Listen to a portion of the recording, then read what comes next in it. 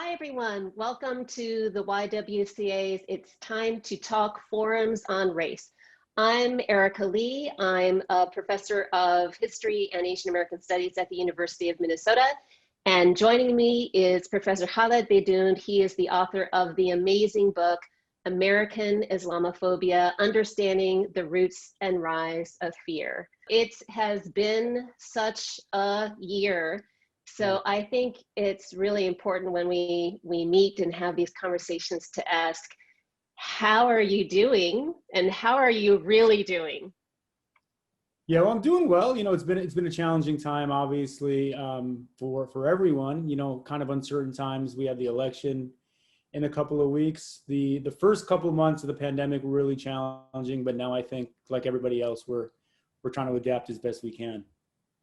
Yeah, it's crazy. I as a historian, I'm always keeping track of time and change, and it feels like forever ago, but I remember those really early days in the pandemic when I was afraid of bringing groceries into the house, and I was YouTubing how to make masks out of pillowcases and shoelaces. And, clearly we are still in the thick of things, but it does feel like we've adjusted to something that has become more normal. So I thought we'd start by letting the audience get to know you. So I wanted to ask, where did you grow up and what has motivated you to research and write about the topic of Islamophobia? I'd really like to thank the YWCA for convening this event and Professor Lee for being part of it. Having this conversation, not only Islamophobia, but race and racism at a very flashpoint moment in this country's history.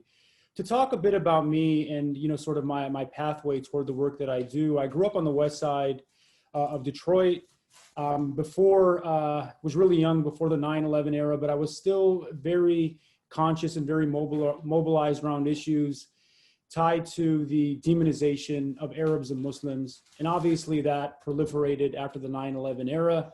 I grew up in a single parent house. My mother raised me, my younger brother, Mohammed, my older sister, Khalida. We struggled financially. And I think my economic experience really engendered a stronger empathy for other communities of color. And that helped me, see sort of the bridges and the connections between my experience as a Muslim American, but also the experience of other marginalized groups as well. And how about the pathway that you took from student to law student to professor to then author?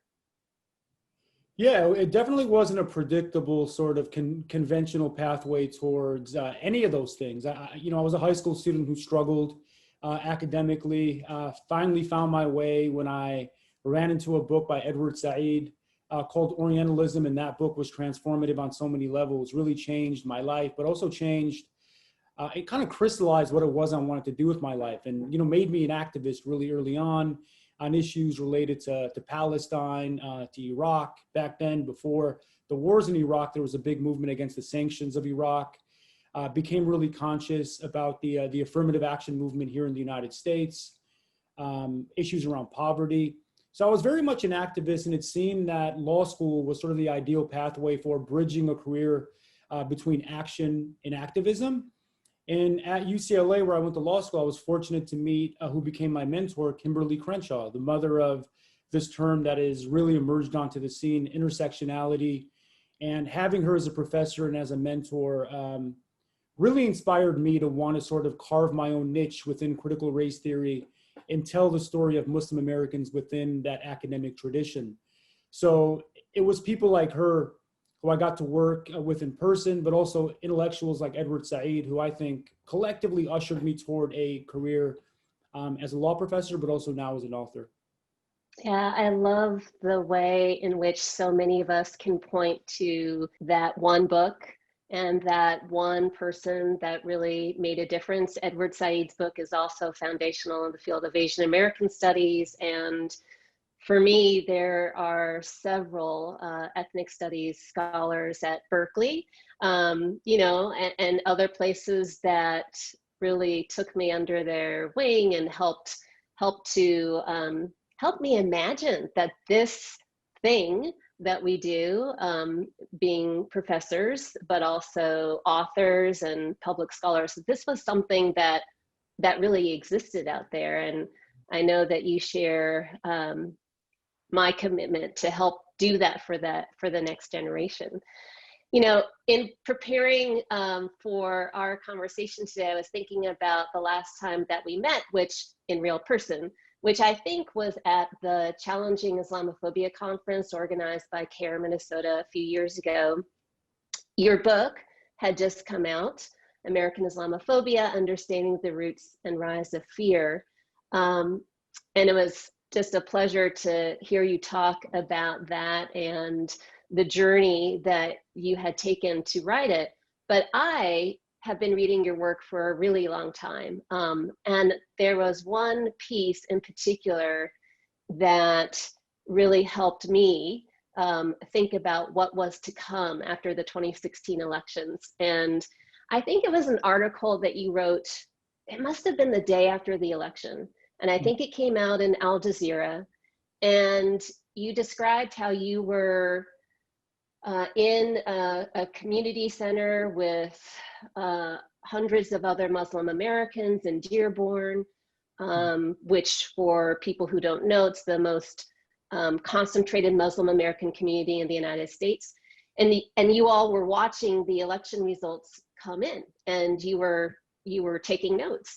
And you said something like, the fear in the room was palpable, that there were grown adults who were crying, that people spontaneously started to lead prayers. And you predicted in that piece that Donald Trump would be the country's first Islamophobia president. Can you think back to that night to sort of reflect on whether that prediction came true? Was it as extensive or as bad as you thought it might have been? Is it worse? Take us back to that moment and that time, and kind of help us think through what has actually happened in the past 4 years. Yeah. No, I remember that day vividly. That afternoon I left teaching my constitutional law class downtown in the city. I was driving home and preparing for a returns watch party at the Arab American Museum, which is 2 blocks from where I live in Michigan. And, I was hearing story after story, sort of pundit after pundit predicting that Hillary Clinton had it sealed up, right? So we went into that night thinking that Hillary Clinton would be the 45th president of the United States, would make history as the first female president of the country. But there was that little voice inside of me that told me that this country would return back to its sort of marrow of racism and elect somebody who had ran on not only Islamophobia, but on white supremacy, on sexism, on xenophobia, and so forth and so on. So when the returns came in, President Trump took Ohio, and that was reported, I think, a couple of hours before midnight, took Pennsylvania. Michigan was in the balance the entire night, Michigan being one of the key swing states then, and obviously now one of the key swing states 4 years later. So as the night progressed, I could just see the faces and the looks in the room. And like you said, this was a largely, I would say 90 to 95% Muslim American audience watching the returns within the museum. And they had all come there expecting Clinton to win, but also fearing the worst. And as the results were coming in, sorry, go ahead. No, this was the National Arab American Museum, right? Exactly. I just want to call that out and make sure people know about that fabulous resource. Yeah, it's a fantastic space on the east side of Dearborn, Michigan. So I'm sitting there and I'm like looking at the faces in the room. Many of them were young faces who didn't experience 9/11 directly as full-fledged adults. But when it was called for President Trump, I began writing that article minutes later. I just felt like I had to kind of mark the moment and also, bring to life what was happening in that space. But yeah, I had young people, nieces of mine, who wear the headscarf and told me they were contemplating taking the headscarf off. The fear was a lot like the moment after 9/11. I think that Muslim Americans sensed that anything was possible under this president, who obviously ran on Islamophobia as a full-fledged campaign strategy. And then a week into the inauguration, he signs the first version of the Muslim ban. It's hard to reflect back, and it kind of feels like the pandemic, right? Like you mentioned earlier, the first weeks of the pandemic felt like anything could happen. Like any fear was sort of possible. And that's how it felt during the first couple of weeks of the Trump administration. I think things are really bad, obviously, in the 4 years since he's been in office, or the less than 4 years that he's been in office. And I still sense that things can get worse if he's elected again, because obviously during the second term, a president has less restraints. So for me, similarly, that the day after the election, I went into my immigration history class, and it wasn't just Muslim Americans who had that pin in their stomach, right? My students, many of them first generation immigrants and refugees, just turned to me and said, what happened? What's going on? And what do we do now? Because I am fearful. I'm fearful of being deported. I'm fearful of my family members who are still in refugee camps, that they'll never be able to come over. I'm fearful of being victims of hate crimes. Mm-hmm. And, this was such an incredible turning point, I think, for so many Americans. So many Americans who might have felt under 2 terms of our first African-American president that they had finally belonged, or at least had moved a little bit further than they had been before. When I think about the past 4 years and what I had imagined might be possible, I have to say that it is much worse than I had even imagined. There are so many norms in immigration policy and citizenship law that I had not thought were touchable. So questioning birthright citizenship, or producing an agency dedicated to denaturalization. And how many times has the Muslim ban been? Well, first of all, it was not only, of course, challenged, but then upheld by the Supreme Court. Mm-hmm. Do you want to tell us a little bit about the Supreme Court's ruling on first the challenge to the Muslim ban, and maybe we might want to even go back further, and for people who may not recall, but the full scope of the Muslim ban, and the legal challenges, and then what happened in 2018 under the Supreme Court. Yeah, so I'll say, so obviously a week into President's inauguration, he signs the first version of the Muslim ban, which includes 7 Muslim majority countries. And you guys are located in Minneapolis, and this hit really close to home because you have a very sizable Somali community in that city. And Somalia was one of the 7 countries that was singled out by the first version of the Muslim ban. Now, the first version, which was challenged immediately in the 4th Circuit and then the 9th Circuits, was facially discriminatory, which means that it was very clear to see, even from a conservative standpoint, that President Trump had a specific intention to discriminate against Muslims. And I'll mention this, one of the heartening things that took place in the immediate wake of the signing of that order was the real emergence and swelling of protest movements against structural Islamophobia that were frankly speaking unprecedented in this country. I think a positive outcome out of the Trump administration is that Islamophobia had shifted and become a full-fledged social justice concern, right? It was no longer fringe. Discrimination against Muslims wasn't an issue that was secondary or sort of slighted on the agenda of racial justice concerns. That moved into sort of the highest echelons of anti-racism work. And that happened in the immediate wake. We saw coalitions of all kinds, cross-racial, cross-religious, cross-ideological, and that was beautiful to see it unfold in real time at airports and in cities across the country.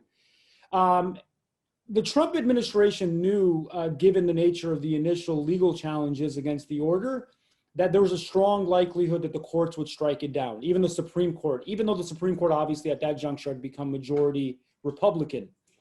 So they kind of took back the orders into the lab, if you will, and changed them around so they appeared to be less discriminatory on their face. So Trump changed the language, made them more focused on nationality or nation state specific restrictions versus religious restrictions, but also cleverly added two non-Muslim majority countries, right? To make it seem like it wasn't geared specifically towards Muslim immigrants, but these were bans across the board that were tied to nations. And as a consequence of these amendments that were had in the third version of the order, the Supreme Court in June of 2018, driven by a majority opinion written by Justice Roberts, I'll be frank, this is an absurd opinion, because textualists say that we don't care what the drafter of the law says beyond the four corners of the document. Just as long as the four corners of the document is neutral on its face, then it's constitutional. So we don't care that Trump said Islam hates us. We don't care that Trump said Syrian immigrants, Muslim immigrants were essentially using American immigration policies, a Trojan horse for ISIS. All of this blatant racism and xenophobia was irrelevant essentially to Roberts and the majority court, which upheld the order. Really important, and I think this is oftentimes neglected, but Justice Sotomayor wrote a really important dissenting opinion analogizing the Muslim ban to the internment of Japanese Americans during World War II, which I think is a really appropriate analogy because it's just an ugly, just as racist a measure that was upheld by the court, similar to the Korematsu decision in 1944. Right. But what's interesting about the opinion, both majority and minority, and I hope we're not getting too much into the weeds, but it is important. Both sides, Roberts and Sotomayor, did repudiate the Korematsu decision, which was a Supreme Court decision during World War II, which basically upheld Executive Order 9066, which is what President Franklin Delano Roosevelt signed, an executive order that basically allowed for the mass removal, relocation, and incarceration of 120,000 Japanese Americans, 2/3 of whom were American citizens. It has been a thorn in American legal jurisprudence. It has been widely condemned by both conservatives and liberals on the court, but it had never been formally repudiated.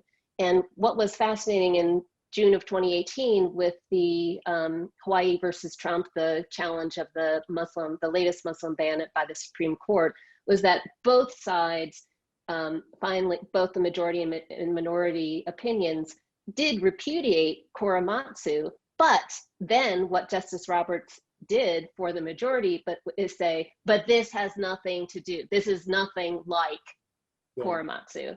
So it's fascinating at how we can continue to excuse things like, racism, xenophobia, and Islamophobia.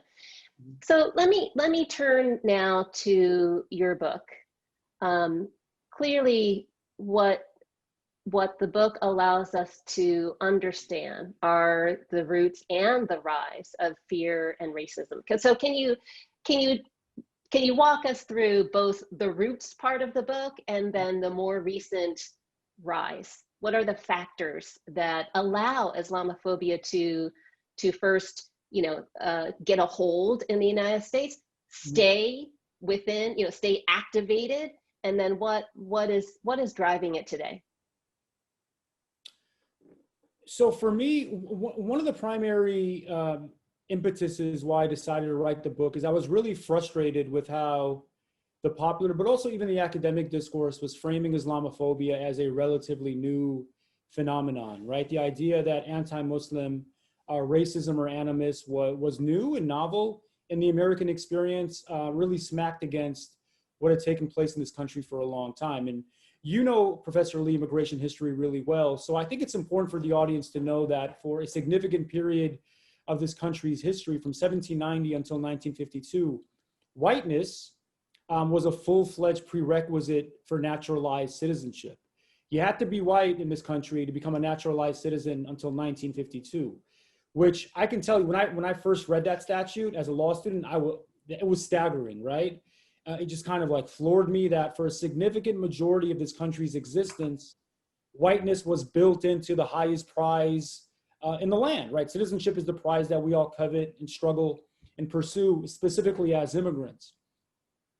So that floored me. And then I read a number of these cases. There were a large number of cases involving Arab and Muslim immigrants coming to the United States, wanting to become naturalized citizens. There's a great book by a Berkeley law professor called White by Law, Ian Haney Lopez, which mines this history through the experience of immigrants of all ethnicities and nationalities. I was concerned with investigating how this era of white supremacy within the law was impacting Muslims.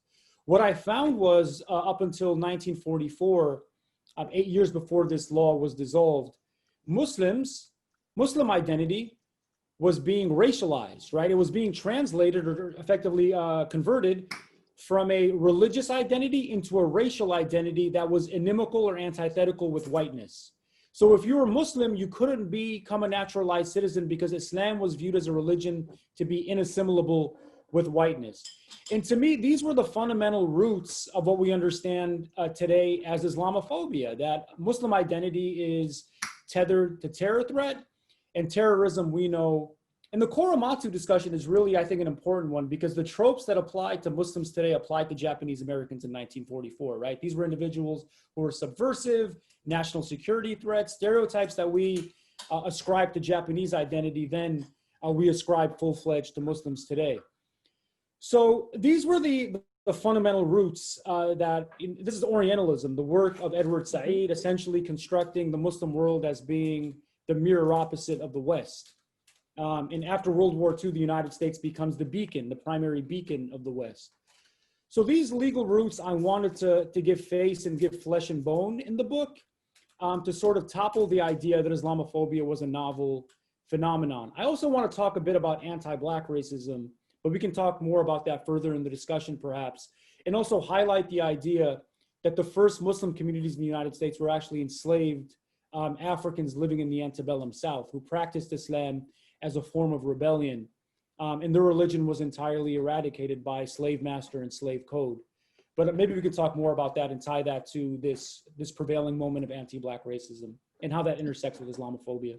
Yeah, absolutely. I mean, I think one of the key points that we see in the history is the ways in which, so it's not just how certain immigrant groups get racialized, but certain religious groups get racialized. And what we mean by that, we're both these things called critical race scholars. But what that means is that certain attributes, certain behaviors, certain characteristics, certain tendencies are seen as racial. They're seen as genetic, as biological, as inherited. So that for Japanese Americans during World War II, it didn't matter if you were born here.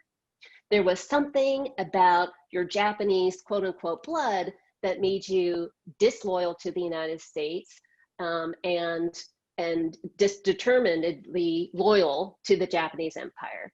And similarly with many religious minorities or immigrants who practice anything that's other than Christianity, Protestant Christianity, their beliefs become something that their faith becomes something that is tied to a racial identity.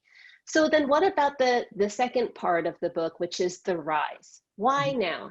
Why, and I don't know when you begin the now part, whether it's 9/11 or if it's after World War II or, but why now? Why is Islamophobia so effective today? So 9/11 becomes the sort of modern spawn, if you will, of Islamophobia as we understand it today, and how I theorize structuring it in the book. However, I think during the first 14 or 15 years of modern Islamophobia's existence, it kind of went under the radar as a palatable form of bigotry. I write in other texts that Islamophobia or anti-Muslim animus is one of these last bastions of acceptable bigotry. It was practiced, obviously, Islamophobia was full-fledged structural policy. Obviously, under the Bush administration, it was carried forward fluidly and distinctly, but still adeptly by President Obama during his 8 years. And then obviously under when Trump came into office, and it was made explicit and intentional in ways that were unprecedented. So Islamophobia is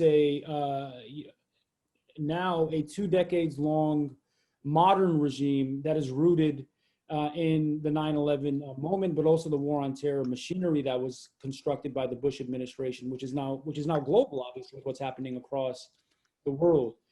But the why now as to why I decided to finally write the book, I think with the rise of Trump in 2015 as a viable presidential candidate, anti-Muslim animus and Islamophobia was finally receiving the attention it deserved. Again, it was being neglected by media sources specifically, but also by activist spaces. I'm somebody who's very involved on the ground with many activists and advocacy collectives.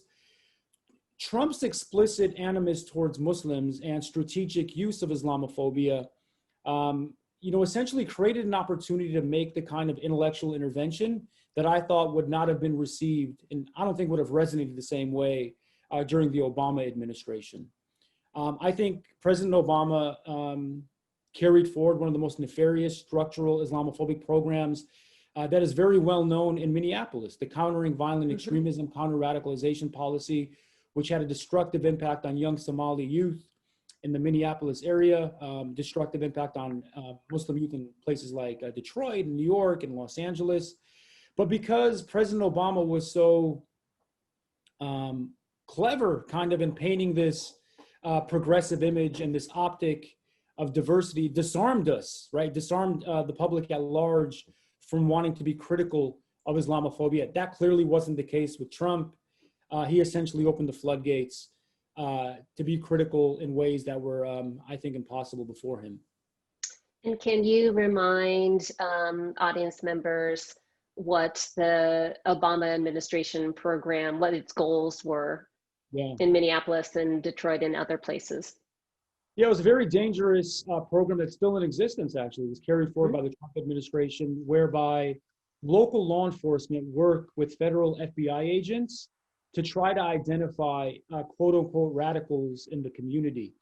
And radical Muslim identity is conflated with conservative expressions of Islam. It's conflated with individuals who travel back to their homeland. It's conflated with individuals who send remittances back to family members in Egypt or Somalia, to Iraq and so forth and so on. And again, I can't understate the destructive impact it had in Minneapolis. I think the Minneapolis, the Somali community in Minneapolis has been the hardest hit by this program. It essentially opened the doors for local law enforcement policemen to seed informants within mosques, plant monitors and informants and even wires in households, really infringing on the privacy rights of a whole host of Muslims based on religious identity. Citizens too, like you mentioned, citizenship was essentially eroded and offered no protection to individuals on account of presumed suspicion.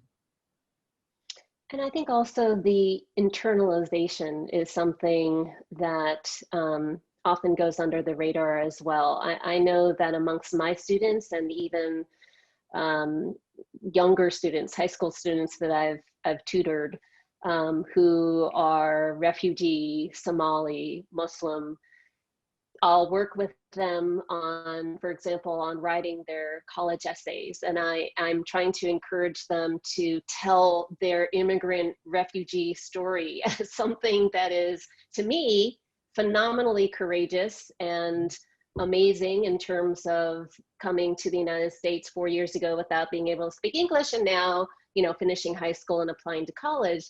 And I distinctly remember in 2017, in making this sort of, message to one of the students I was working with, and she turned to me and she said, "But I'm not supposed to use the word refugee anymore, right? They won't want me anymore, right? And I was floored by how, you know, how this insidiousness becomes not embraced, but internalized, you know, where a whole generation is now believing that that they are unwanted.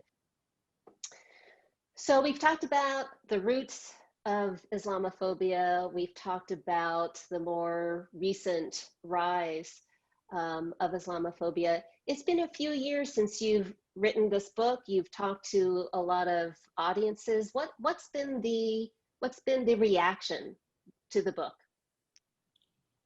You know, a range of reactions. I think within the community amongst Muslim Americans, you know, sort of a sense of finally addressing an issue that had been neglected for a long time. And I think that for me has been really heartening.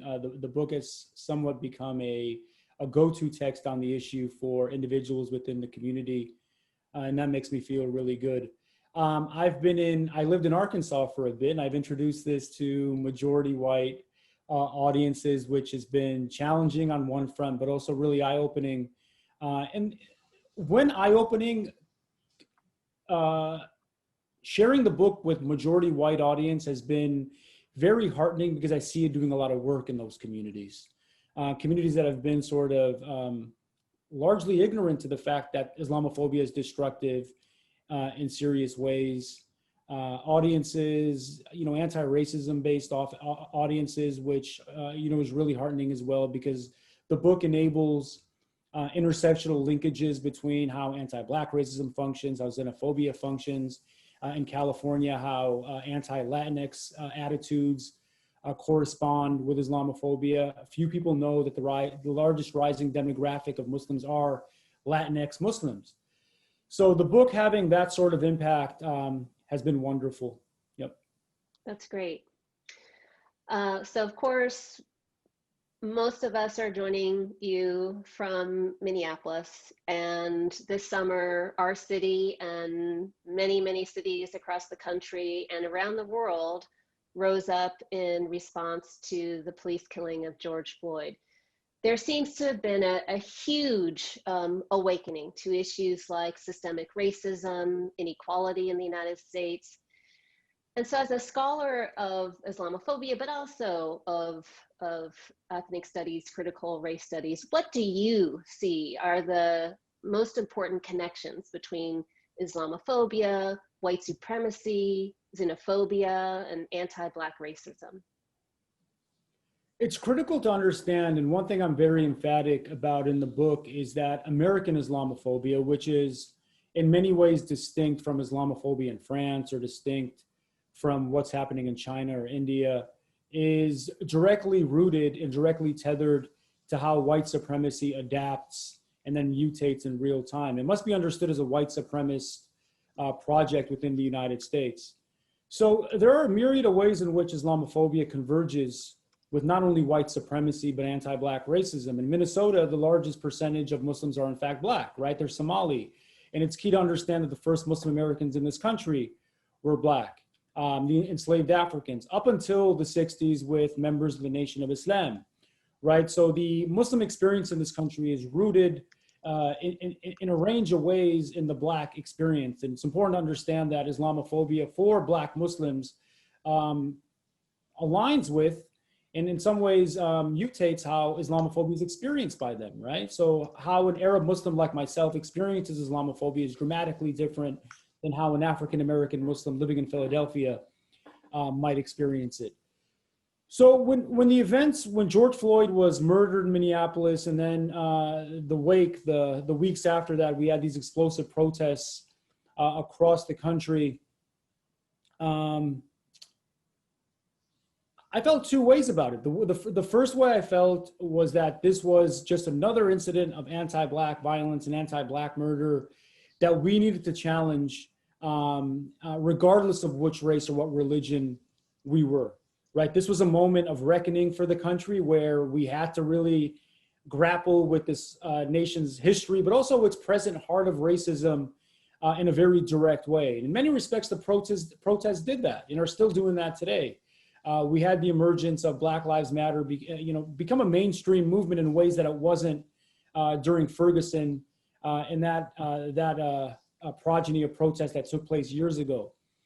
The second way I felt was that it was high time for Muslims, non-Black Muslims, to really rise to the fore and become full-fledged partners and challengers of anti-Black racism in a serious way, right? Because one thing I realized as a scholar, but also as an activist, is activism can be transactional. It can be like, you got to show up for me when I'm being punished because Islamophobia is a bad thing, but non-Black Muslims not showing up against anti-Black racism when that's proliferating and being unleashed in very violent ways.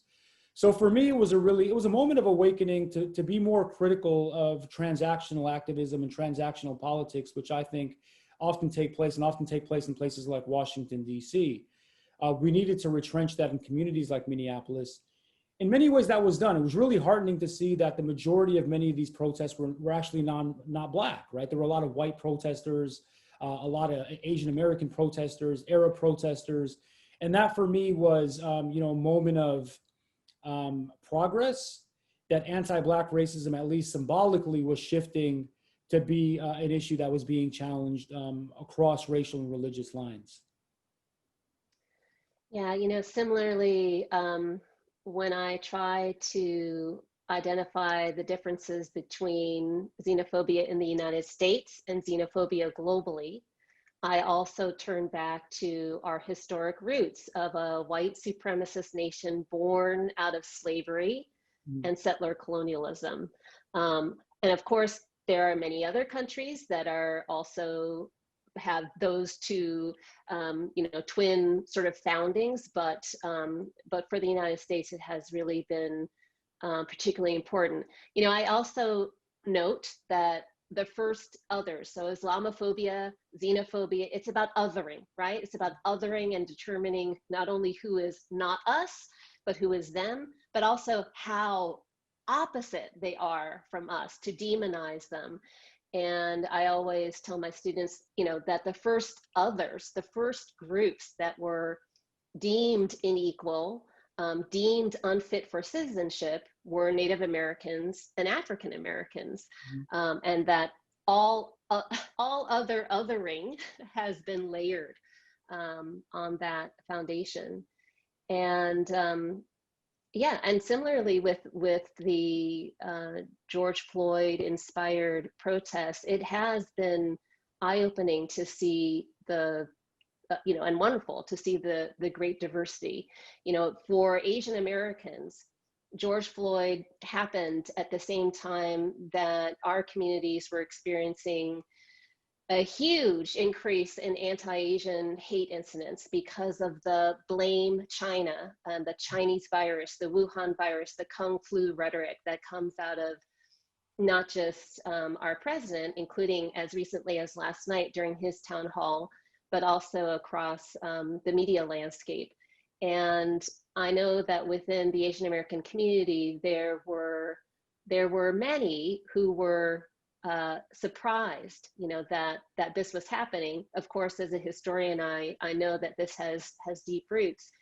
And I have also emphasized that what is happening, to this community, the blame China, the anti-Asian hate crimes, is inextricably related to what happens to African American men and women under police surveillance. It's inextricably related to the fact that undocumented meat packers still have to go to work without any protections just so that we can get the meat on our table. That these are all intertwined systems of oppression. So I wanted to end with two questions. One is about the book that you're writing now on global Islamophobia, and then one last question that allows us to think about what we can all do. So first, can you tell us a little bit about the book that you're finishing right now? So the book that I'm working on right now is in many ways a sequel to American Islamophobia, to show that even though we have this really threatening form of bigotry really expanding in the United States, it's critical to not only to narrowly frame it as an American phenomenon, but one that has legs, and in fact even stronger legs, in countries across the world. And it's a project that has in some ways been either spawned or facilitated by the American War on Terror. Remember that before the global war on terror was a worldwide project. It was a project that was spearheaded domestically by the Bush administration. So in the book, I look to draw connections between what's happening in places like China, but also to identify and analyze how Islamophobia in a range of countries is being unleashed against host Muslim populations in very devastating ways. So many of you might have heard about the ongoing ethnic cleansing in Myanmar, where more than 1 million Muslims have been pushed out of Rakhine state, a province or a state on the western end of Myanmar. Roughly 80% of their population has been displaced and removed from Myanmar, where that regime has essentially weaponized Buddhism as a weapon of ethnic cleansing. Similar scenario in China, where the regime in China has placed up to 2 million Uyghur Muslims in concentration camps. This has direct impact on us as Americans. Many Fortune 500 companies like Apple and Nike are capitalizing on the prison labor of Uyghur Muslims to sell their products. The book also talks about what's happening in India, where some people call him the Indian Trump, right? Narendra Modi, who is a populist, weaponizing Islamophobia to carry forward a range of nefarious policies on the Muslims living in that country, and also enacted his own version of the Muslim ban, denying naturalized citizenship to Muslims from 3 neighboring countries. Obviously, what's happening in France, which is exploding again right now in real time under Emmanuel Macron. Talk about what happened in Australia, in New Zealand with the terror attack that led to the murder of 50 Muslims praying on Friday on the holy day. Today is Jum'ah, the holy day for us practicing in North America and beyond. So the book tries to draw connections between these countries and to really illustrate the kind of to sound an alarm, if you will, that Islamophobia is a global menace that is ravaging Muslim populations across the world. And when can we expect to buy it? Yeah, inshallah, God willing, sometime in late 2021. Great. I hope. Okay, and then I wanted to end with a question that I get all the time, which is, what do we do now? What do we do about racism, xenophobia, Islamophobia? What are some of the big actions we can take collectively, but also what can we do as individuals in our daily lives? Yeah. So I'll talk about 2 things. One of them might seem sort of trite or cliche, but I'm really staggered by the percentage of Americans that had never met a Muslim, right? That probably isn't the case in places like Detroit and Minneapolis, where we have sizable communities. But I've been in some parts of this country, and there are studies that show that 40% of Americans have never met a Muslim. So taking the time to learn about the faith beyond the stereotypes, the cultures encompassed by Muslim communities, and even something as, sort of customary is talking to a Muslim that you might work with, study with, live by, to get to learn about their experience as an individual, I think can be really groundbreaking, can really, be illuminating for somebody who had never met somebody of our faith tradition. The second thing is, we all come to, whether it be our workplace, our classroom, our families, having a very distinct racial or religious perspective, right? Me being an Arab Muslim, I bring that perspective and life experience with me to whatever it is that I do. And I think it's important for us to think about what life looks like for individuals from beyond our communities, especially even as people of color, right? So I think we generally talk about how xenophobia ties to Islamophobia and anti-Black racism. One thing that I think we should do is learn as much as possible, read the scholars, meet the activists, sort of become really familiar with the change makers from the community that isn't your community. And that enables you to draw those, those existential and experiential connections in ways that humanize them. So I'll give you an example. So when I was down in Arkansas, we had a large community from the Marshall Islands. Knew nothing about that Marshallese community. I made it a conscious effort of mine to speak to members of that community, find out who the primary intellectuals and novelists were from that community. And it really broadened my horizon. And I think if we all do that, it'll expand our worldviews and make us better advocates for not only issues that we care about, but racial and social justice at large. Wonderful. Thank you so much for the great conversation. I wish we had a whole other hour. I think we could talk to each other for that long and more. But I hope that we've given everyone tuning in a lot to think about during this year's It's Time to Talk Forum on Race. Thank you, Khaled Beydoun, for joining us. Thank you so much for having me. Thank you, Professor, for being part of the event. And now I'll turn it back to the YWCA.